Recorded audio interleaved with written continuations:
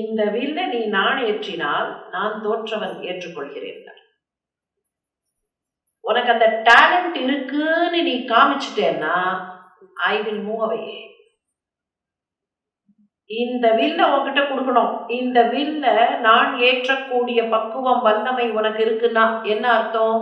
விஷ்ணு தனுசை கையில் ஏந்தக்கூடிய வல்லமையும் பக்குவமும் விஷ்ணுவின் அவதாரத்துக்கு தான் இருக்கும்.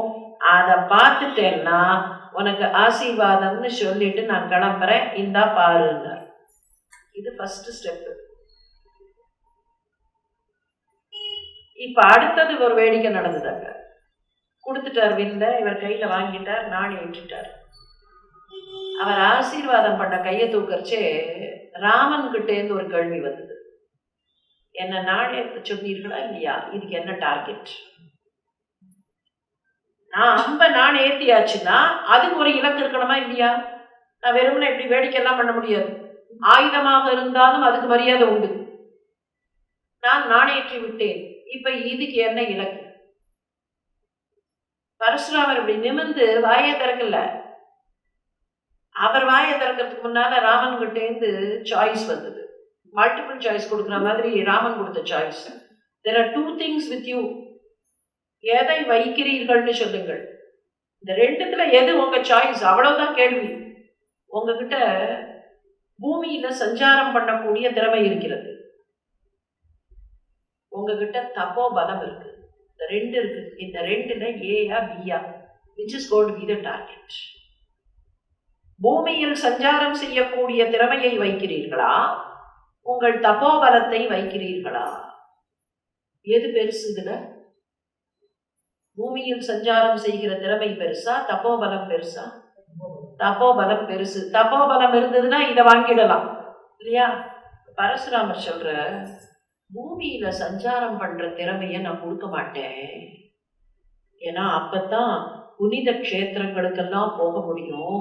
அதனால என் தப்போபலத்தை கொடுத்துடுறேன். என் தப்போபலத்தை கொடுக்குறேங்கிறார். அந்த அம்பு வழியாகவே தப்போபலம் பரசுராமர்கிட்ட இருந்து ராமருக்கு டிரான்ஸ்பர் ஆகுது. என்ன அர்த்தம்? குரு என்ன செய்வார்? தன்னுடைய தவத்தின் வலிமையை எல்லாம் சிஷ்யனுக்கு கொடுக்கிறாரே, பரசுராமர் அந்த தபோ பலத்தை அப்படியே டிரான்ஸ்பர் பண்றார். முன்னால இருந்த ஜெனரேஷன் அடுத்த ஜெனரேஷனுக்கு அப்படியே டிரான்ஸ்பர் பண்ணி கொடுக்கிறது ஆசீர்வாதம்னு சொல்லிட்டு புறப்பட்டு போறார். அப்போ குருவின் பெருமை எவ்வளவு! தெய்வம் தான், அவதாரம் தான். ஆனா அந்த அவதாரமும் கூட குருவினிடத்துல பணிவோடும் பக்தியோடும் அன்போடும் இருந்தா அது வாழ்க்கையை உயர்த்தும். காமிச்சவர்கள் வேற யாரும் இல்லை, ரோல் மாடல்ஸ் ராமனும் கிருஷ்ணனும் தான். ரோல் மாடல்ஸ் வேற யாரும் இல்லை, ராமனும் கிருஷ்ணனும்.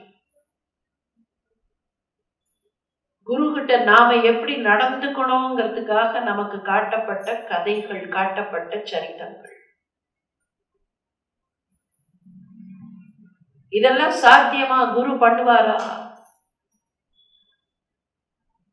குருவினுடைய வாழ்க்கையில அவர் என்னெல்லாம் பண்ணினார்னு எத்தனையோ பேருக்கு தெரியும். எல்லாத்தையும் பட்டியல் போட வேண்டிய அவசியம் இல்லை. இன்னும் சொல்ல போனா அவரவர்கள் வாழ்க்கையில ஏதாவது ஒரு சம்பவம் கண்டிப்பாக இருக்கும். ஏதாவது ஒரு சம்பவம் இருக்கும். 1985ஆம் ஆண்டு தீபாவளி நான் நேர்ல பார்த்தது சொல்றேன்.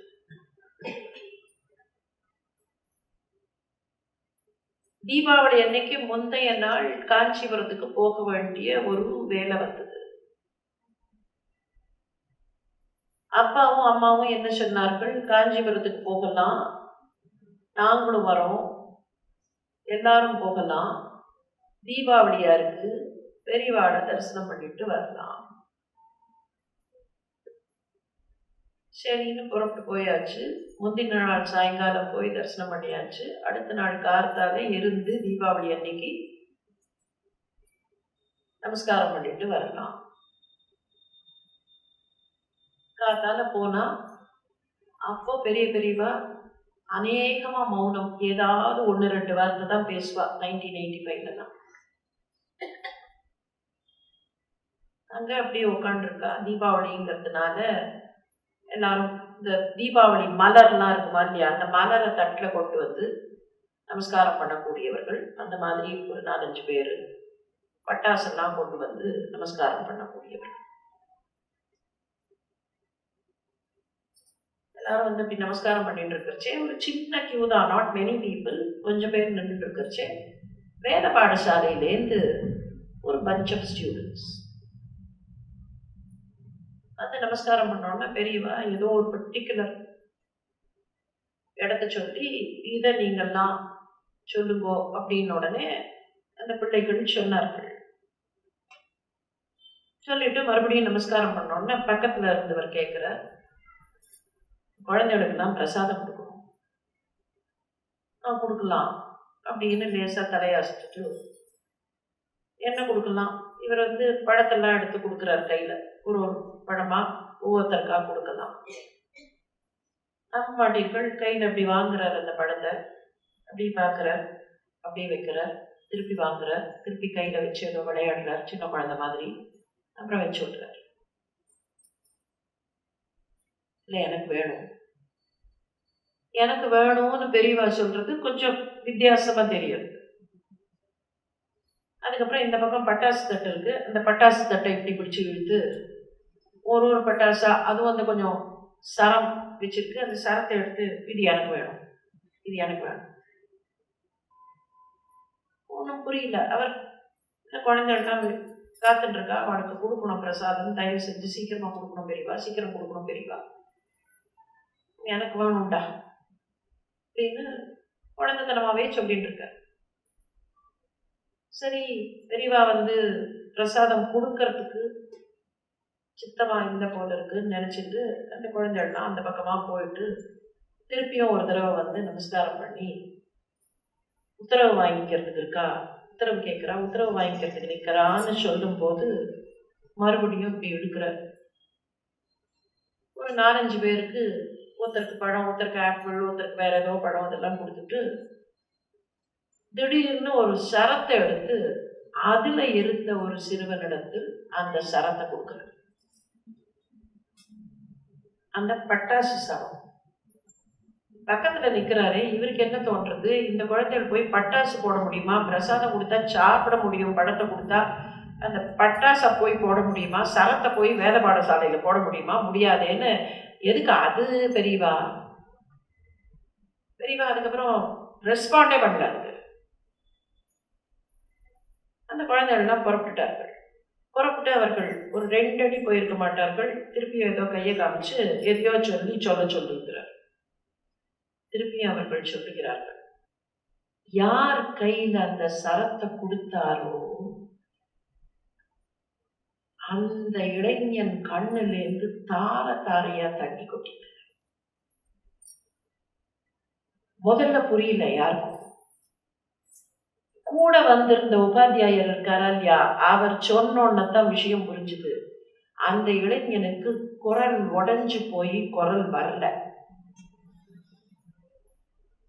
பழத்தை கொடுக்கலாமான்னு முதல்ல சொன்ன போது வேண்டாம், பழம் எனக்கு வேணும். பழத்தை கொடுத்தா தொண்டை இன்னும் கொஞ்சம் கட்டிக்கும் சில சமயத்துல. அவங்கிட்ட சரத்தை கொடுக்கிறார். இவர் சரத்தை கொடுத்து மறுபடியும் சொல்லுன்னு சொல்லும் போது தொண்டை சரியாகி அந்த பிள்ளையினுடைய குரல் முழுசா வெளியில வருது. அந்த வெளிப்பாடுதான் கண்ணுல போட்டுறது.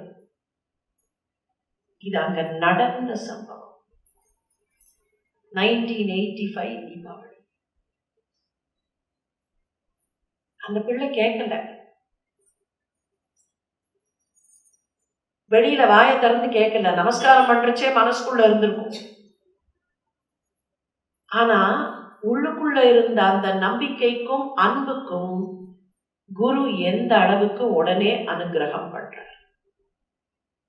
பேசிக்கா என்ன வேணும், நம்பிக்கையும் அன்பு. குரு காலடியில கொண்டு போய் போட்டுட்டா குரு பார்த்துப்பார். அதனாலதான் ஆதிசங்கரர் சொன்னார், நான் 6 விஷயத்தை கொண்டு போய் குரு காலடியில போட்டுடணும். 2 இடத்துல சொன்னார் அந்த மாதிரி. ஒண்ணு அம்பாள் காலடியில சொன்னார், அதே விஷயத்த குருவுக்கும் சொன்னார். இங்க சொல்றச்சு என்னன்னு எக்ஸ்பிளிசிட்டா சொல்லல, இங்க சொல்றச்சு அந்த 6 என்னன்னு எக்ஸ்பிளைன் பண்ணார். அம்பாள்கிட்ட போய் நின்று சொன்னார், அம்மா உன் காலடியில நான் வண்டா விழுந்துடணுமா?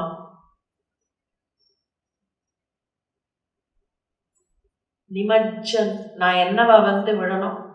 நான் வண்டா விழணும். நிமஜ்ஜன் ஷட் சரணாதாம். நான் உன் காலடியில அருகாலியாக விட வேண்டும். அருகாலிதான் வண்டுன்னு அர்த்தம். ஷட் சரணம், ஷட் பதம், அருகாலி. சமஸ்கிருதத்தை சொன்னாலும் சரி, தமிழ்ல சொன்னாலும் சரி, அர்த்தம் ஒண்ணுதான். 6 கால்கள் இருக்கிற சின்ன ஜீவன் அருகாலி. வண்டுக்கு 6 கால், அதனால அதுக்கு அருகாலின்னு பேரு, ஷட் பதம்னு பேரு, இல்லைன்னா ஷட் சரணம்னு பேரு. ஷட் சரணாதான். நான் 6 காலோட உன் காலடியில விழுந்துடணும். உன் காலடியில நான் 6 காலோட விழணும்னு மிஸ்டர் ஆதிசங்கரர், எங்களுக்கெல்லாம் 2 கால் தான் இருக்கு, 6 காலோட விடணும்னு சொன்னா என்ன அர்த்தம்? இது கூட உங்களுக்கு தெரியாதா? நாங்க 6 காலோட எப்படி போய் விட முடியும்? நமக்கு 2 கால் தானே இருக்கு அப்படின்னா தெரிஞ்சுதான் சொன்னார். குருவுக்கு தெரியாதா? தெரிஞ்சுதான் சொன்னார். 6 காலோடு நான் விழுந்து விடுகிறேன். வண்டோடின பழம்னு ஒண்ணு உண்டு. இன்னும் கொஞ்ச நாள் ஆனா மார்க்கெட்ல வரும்போது எந்த பழம் வண்டோடின பழம்னு நம்மளால கண்டுபிடிக்க முடியாது.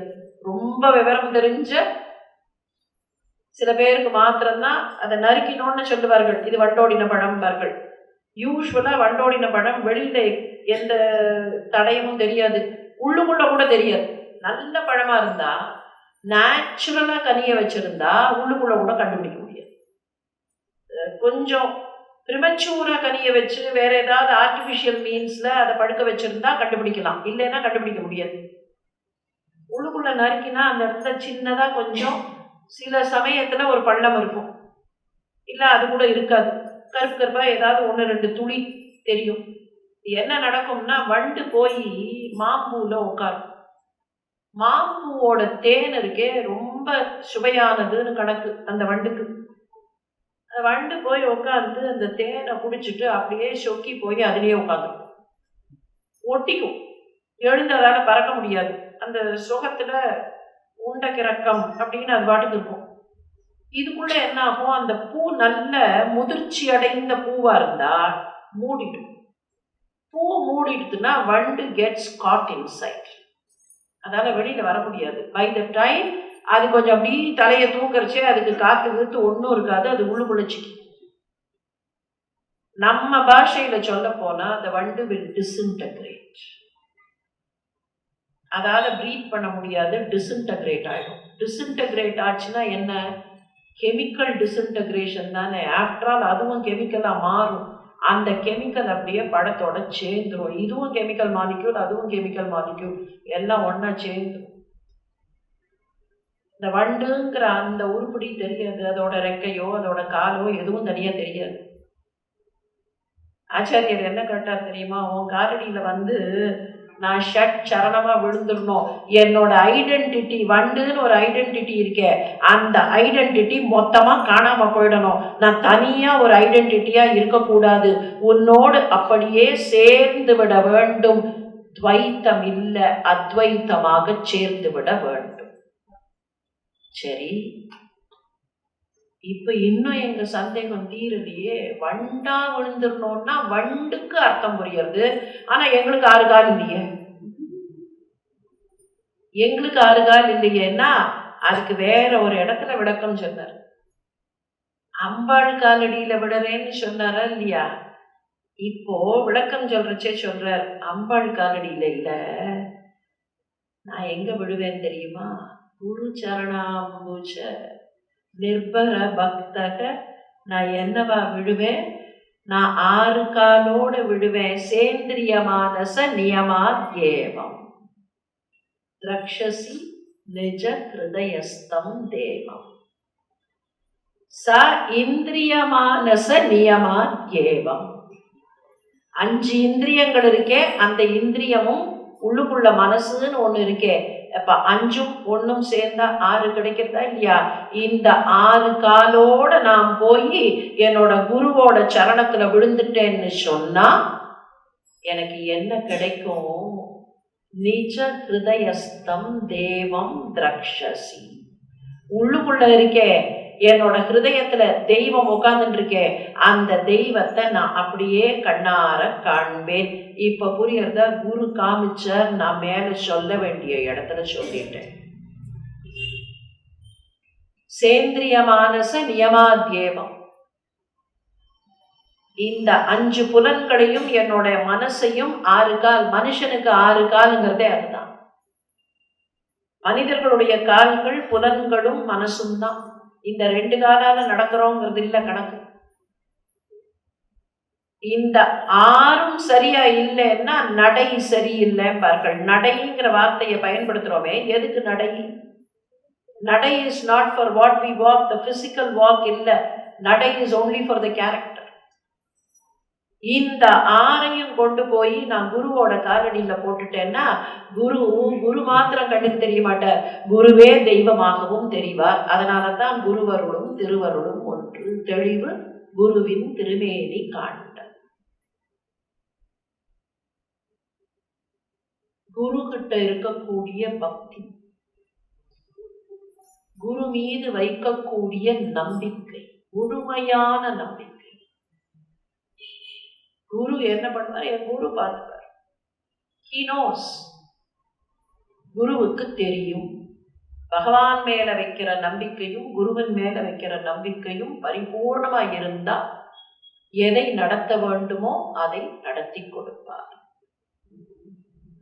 அதுக்கு நமக்கு நிறைய எக்ஸாம்பிள்ஸ் உண்டு. எல்லா எக்ஸாம்பிள்ஸும் எல்லாருக்கும் தெரியும்.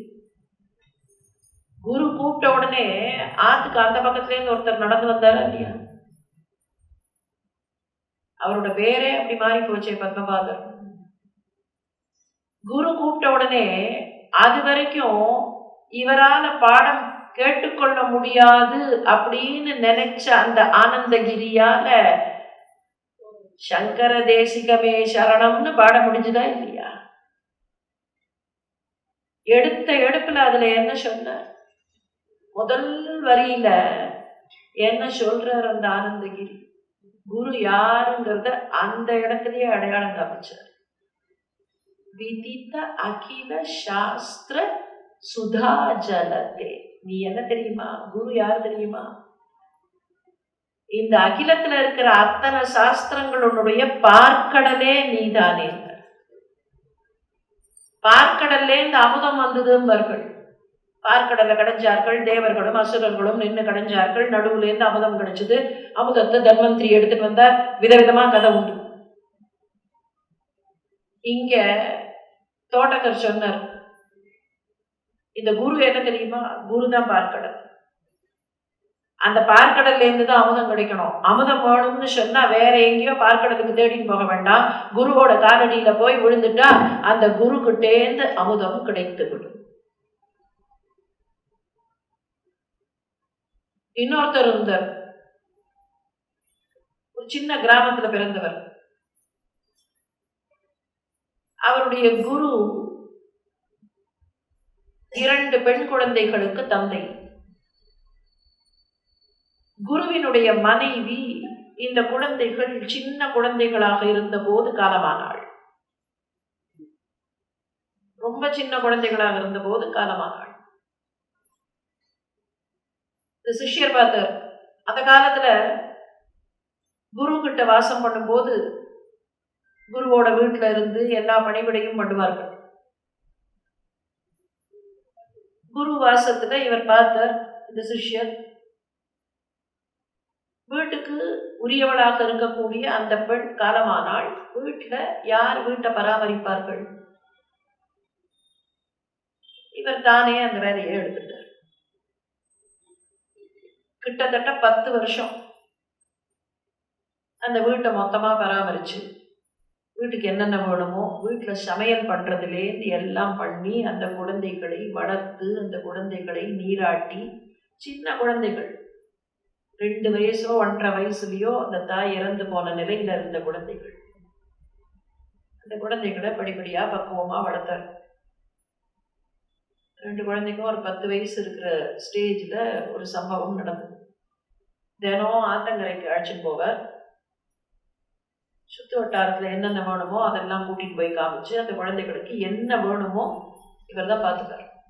தாயாக இருந்து பராமரித்தார். ஒரு நாள் ஆத்தங்கரையிலேருந்து திருப்பி அழைச்சிட்டு வர்றார். ஆத்தங்கரைக்கு போய் நீராட்டி நல்ல புது சட்டையெல்லாம் போட்டு, பட்டு சட்டையெல்லாம் போட்டு திருப்பி அழைச்சிட்டு வர்றார். திருப்பி அழைச்சின்னு வரைச்சே கொஞ்சம் வழியில சகதி இருக்குது. பெண் குழந்தைகள் தன்னோட ட்ரெஸ் அழுக்காயிடுமோன்னு 2 குழந்தையும் அப்படி கொஞ்சம் தயங்கிறது. இந்த சகதியில காலை வச்சு வந்தா ட்ரெஸ்ல பட்டுறதுன்னா என்ன பண்றது? போறச்சே அந்த மாதிரி நினைக்கல, ஏன்னா நீராடுவதற்கு போகிறோம். இப்ப திரும்பி வரைச்சே சட்டையில பட்டுறதுன்னா என்ன பண்றது? 2 குழந்தைகளும் அப்படி கொஞ்சம் சொல்லல, கொஞ்சம் அப்படி ஒதுங்கி நிற்கிறார்கள். அந்த குழந்தைகள் மனசுல என்ன ஓடுறதுன்னு இவர் தெரிஞ்சுட்டார். ஒரு கணம் தாமதிக்கல, நேர போய் அந்த சகதியில விழுந்தார். நேர பட்டுன்னு அந்த சகதியில விழுந்தார். கை அப்படி காமிச்சார். 2 குழந்தைகளையும் தன்னோட முதுகுல நடந்து வர சொன்னார். 2 குழந்தைகளும் முதுகு மேல ஏறி நடந்து வந்தார்கள். அப்பா கிட்ட வந்து சொன்னார்கள், அப்பா இந்த மாதிரி பண்ணினார்ப்பா. ஏன் இந்த மாதிரி பண்ணினான்னு கேட்டார் குரு. சிஷ்யரை பார்த்து கேட்டார், ஏன் இந்த மாதிரி பண்ணின? குருவினுடைய புத்திரிகள், மணக்கால் நம்பின்னு பேர் இருக்கு. உய்யக்கொண்டாருடைய சிஷ்யராக இருந்த மணக்கால் நம்பி, அந்த மணக்கால் நம்பியின் சிஷ்யர் தான் ஆளவந்தார். ஆளவந்தாருடைய பாரம்பரியத்துல தான் அதுக்கப்புறம் ராமானுஜர். அப்ப எவ்வளவு பக்தி இருந்திருக்கும். ஊரை கூட்டி உலகத்தை கூட்டி பெருசா ஆடம்பரமாக இல்லை குரு பக்தி.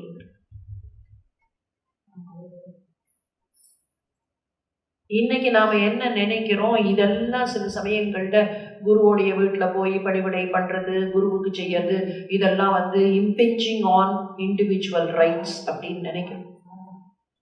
இல்ல, இதுக்குள்ள இருக்கிற கோர் வேல்யூ சரியா புரிஞ்சுக்கல. இம்பிஞ்சிங் ஆன் சம்வன்ஸ் ரைட்ஸ் எல்லாம் இல்லை. இல்லைன்னா இது அவரவர்களுடைய நம்பிக்கையில் அவரவர்களுடைய விருப்பத்தில் செய்த செயல்கள். வேடிக்கையா ஒண்ணு சொல்லுவார்கள் தெரியுமா? வேடிக்கையா ஒரு கதை உண்டு. ஒருத்தர் என்ன பண்ணார், குரு கிட்ட போனார். ஊர்ல இருந்த ஒரு குரு, நானும் உங்க ஆசிரமத்துல சேர்ந்துடுறேன், என்னையும் உங்க சிஷ்யரா சேர்த்து கொள்ளுங்கள்.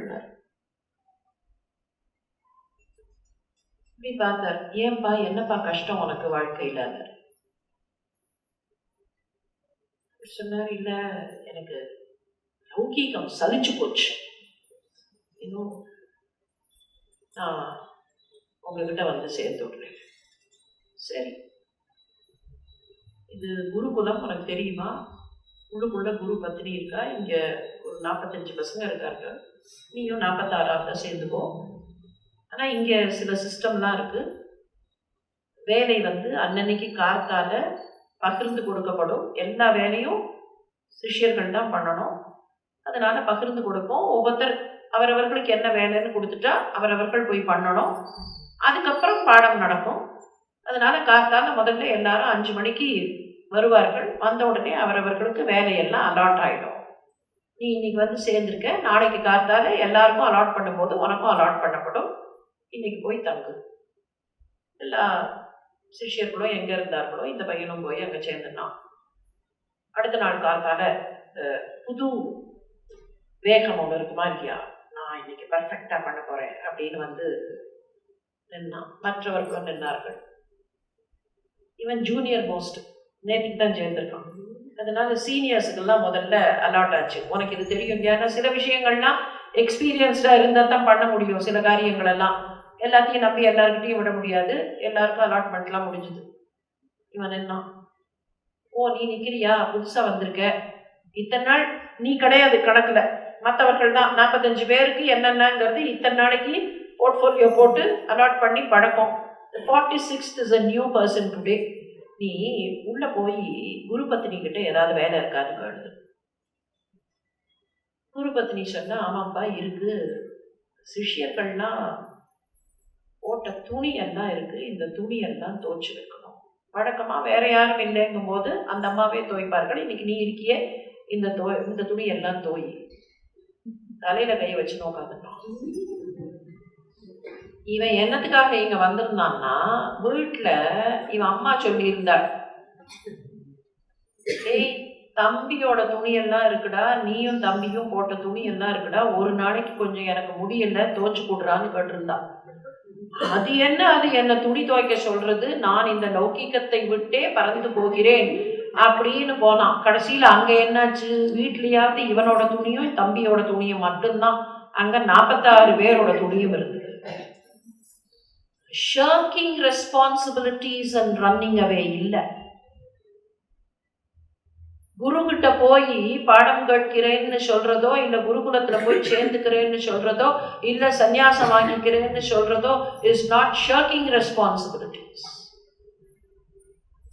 அவர்கள்தான் தங்களுடைய பொறுப்புகளை விட்டவர்கள் இல்லை, ஆசாபாசங்களை விட்டவர்கள், பற்றுகளை விட்டவர்கள், ஆனா பொறுப்புகளை விட்டவர்கள் இல்லை.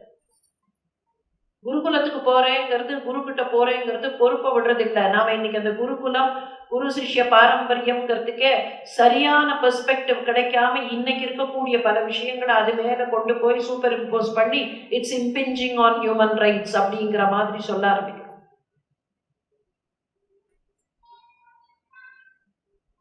எல்லோருமாக சேர்ந்து டீம் ஒர்க் பண்றதுங்கிறதே அங்கிருந்து வரக்கூடிய விஷயம்தான். அதே மாதிரி சிஷ்யனுக்கு என்ன பக்குவம்ங்கிறத குரு துல்லியமாக கணிப்பார். அந்த சிஷ்யனை எந்த அளவுக்கு கொண்டு போய் வசத்த முடியுங்கிறதையும் குரு செய்வார்.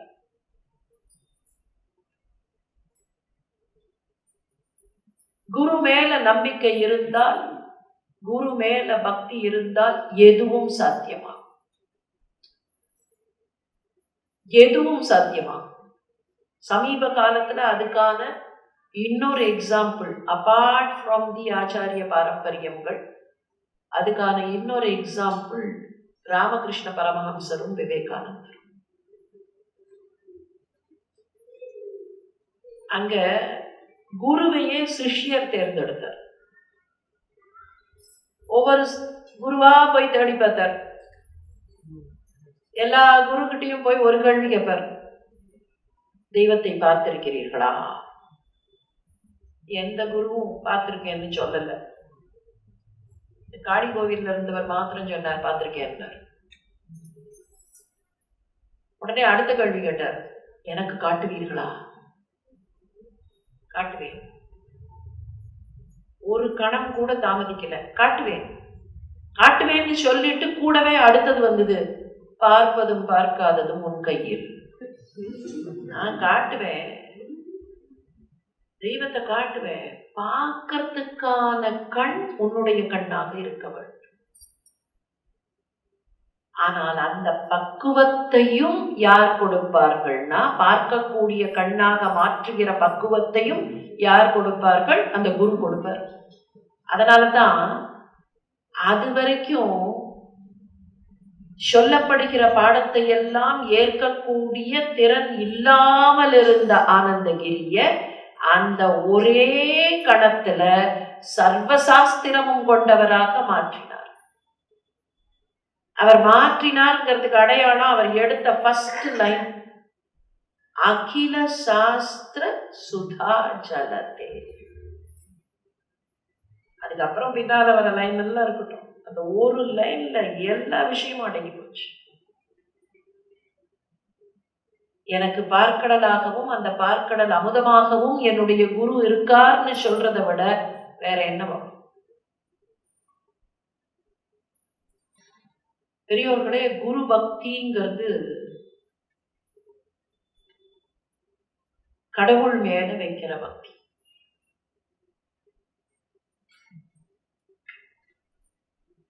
குரு யாரு? பகவான் என்ன பண்ற? கலீல் ஜிப்ரான் ஒருத்தர் இருந்தார். கலீல் ஜிப்ரான் அம்மாவை பத்தி சொல்லும் போது ஒரு விஷயம் சொன்னார்.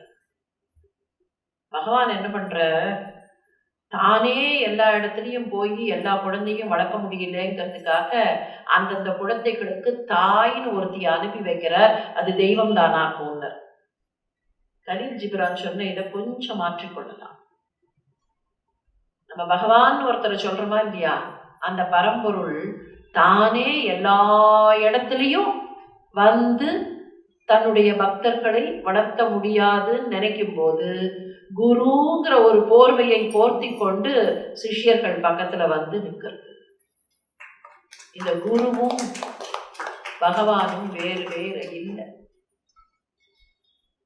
அதனாலதான் குரு பக்திக்கும் குரு பாரம்பரியத்துக்கும் குரு மேல வைக்க வேண்டிய மதிப்புக்கும் சனாதன தர்மம் அவ்வளவு பெரிய முக்கியத்துவத்தை கொடுத்தது. குரு என்ன சொல்றாரோ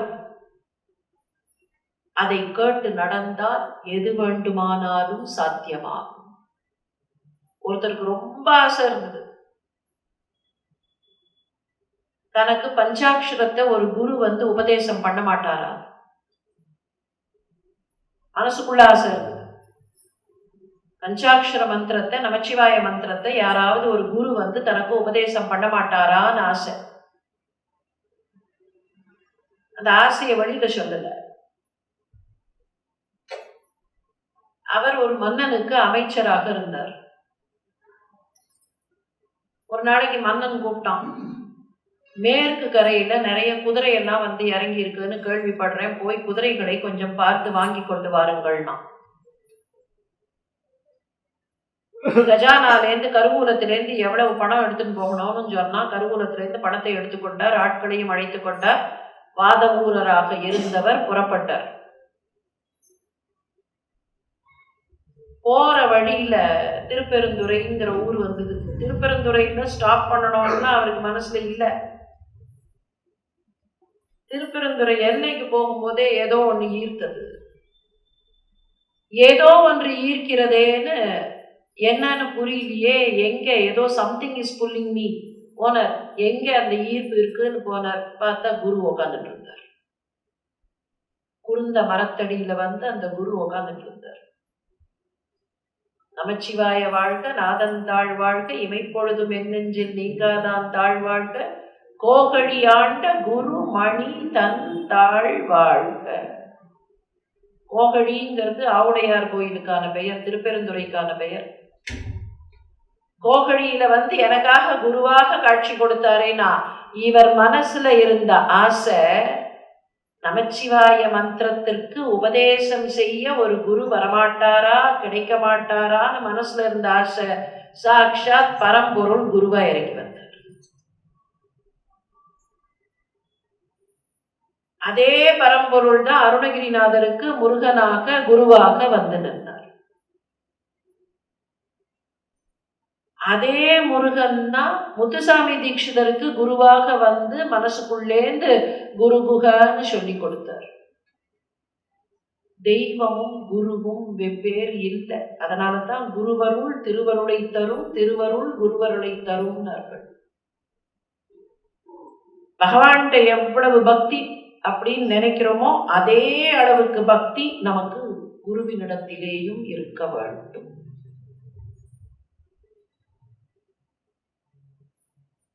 குரு நாம கேட்டதை உடனே கொடுக்கலாம், இல்ல எப்ப நமக்கு பக்குவம் இருக்கோ அப்பவும் கொடுக்கலாம், கொடுக்காம கூட போகலாம். ஏன்னா என்ன கேட்கணும்னே நமக்கு தெரியாது. தப்பு தப்பா கேட்டுட்டு, தென்னாலிராமன் கதையா, யானையை கொடுத்தா அதுக்கப்புறம் அதை எங்க கொண்டு போய் கட்டுறதுன்னு தெரியலன்னா அந்த மாதிரி சிக்கல் வரக்கூடாது இல்லையா? குருவுக்கு தெரியும் what should be given, at what point should it be given. கிருஷ்ணர்ல ஆரம்பிச்சோமே, அந்த கிருஷ்ணர்கிட்டயே கொஞ்சம் திரும்பி போவோம். கிருஷ்ணாவதாரம் எதுக்காக? கம்ச வதத்துக்காக. சூப்பர்ஃபிஷியல். கிருஷ்ணாவதாரம் கம்ச வதத்துக்காகன்னு சொன்னா கம்ச வதத்தோட கிருஷ்ணாவதாரம் முடிஞ்சு போகல மாத்திரம் இல்ல, இன்னைக்கும் கிருஷ்ணரை தியானம் பண்றதுக்கு என்ன சொல்றோம்? வசுதேவ சுதம் தேவகி பரமானந்தம் எல்லாம் தாண்டி, கம்சச்சானூர மர்தனம் எல்லாம் தாண்டி கிருஷ்ணம் வந்தே ஜெகத்குரு. அப்ப கிருஷ்ணனோட பெருமையே ஜகத்குருவா நின்னதுலதான் இருக்கே தவிர கம்சவதத்துலதான் இல்லை. பகவானுடைய பெருமையே எங்க இருக்கு? குருவாக வந்து அந்த குரு கடாட்சத்தை தரும் போதுதான். இன்னும் சொல்ல போனா பகவானே குருவா இருக்கணும்னு தான் ஆசைப்படுறார். பகவானே குருவா இருக்கணும்னு ஆசைப்படுறார்.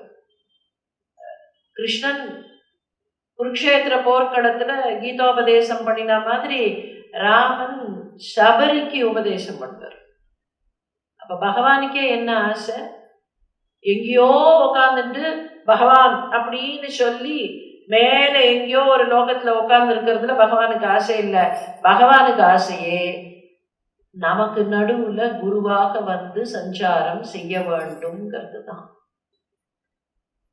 அந்த ஆசையை நிறைவேற்றிக் கொள்ளுவதற்காகத்தான் இப்படிப்பட்ட தேகங்களிலே எல்லாம் அந்த பரம்பொருள் நம்ம கண்ணு முன்னால காட்சி கொடுத்தது. அந்த குரு பாரம்பரியம், குரு பாரம்பரியம் எத்தனை காலம் ஆனாலும், எத்தனை ஆண்டுகளானாலும் தர்மத்தையும் நெறியையும் நியாயத்தையும் அன்பையும் எல்லா இடத்திலேயும் ஸ்தாபிதம் பண்ணும். நாம பண்ண வேண்டியது ஒன்னே ஒண்ணுதான். குருவோட காலடியில பரிபூர்ணமா நம்பிக்கைய வச்சு, உன் காலடியில எல்லாத்தையும் போட்டுட்டேன், எப்படி போகணும்னு எனக்கு வழி தெரியாது, எப்படி போகணும்னு எனக்கு வழி தெரியல, நேர போகணுமா இடது பக்கம் திரும்பணுமா வலது பக்கம் திரும்பணுமா எனக்கு வழி தெரியல, உன் காலடியில போட்டுட்டேன் அப்படின்னு சொன்னா நாம எங்க போகணுங்கிறத கையை பிடித்து அந்த குரு அழைத்து கொண்டு போவார். அபிராமி பட்டர் சொன்ன மாதிரி நமக்கு என்னன்னு சொன்னா, வேதம் சொன்ன வழிக்கே வழிபட நெஞ்சுண்டு நமக்கு. எப்படி அருள வேண்டும் என்பது அவர்களுடைய பொறுப்பு. அந்த பொறுப்பை அவர்களிடத்திலேயே கொடுத்து அவர்களுடைய பாதார விந்தங்களில் பணிந்து கிடப்போம். பார்த்து கொள்ள வேண்டியதை அவர்கள் பார்த்து கொள்ளுவார்கள். அந்த குருவின் சரணார விந்தங்கள் எல்லோருக்கும் எப்போதும் நல்ல கதியை, நல்ல நன்மைகளை, நல்ல செயல்களை அருள வேண்டும் என்று பிரார்த்தனை செய்து எல்லோருக்கும் நன்றி பாராட்டி விடைபெறுகிறேன். நன்றி, வணக்கம்.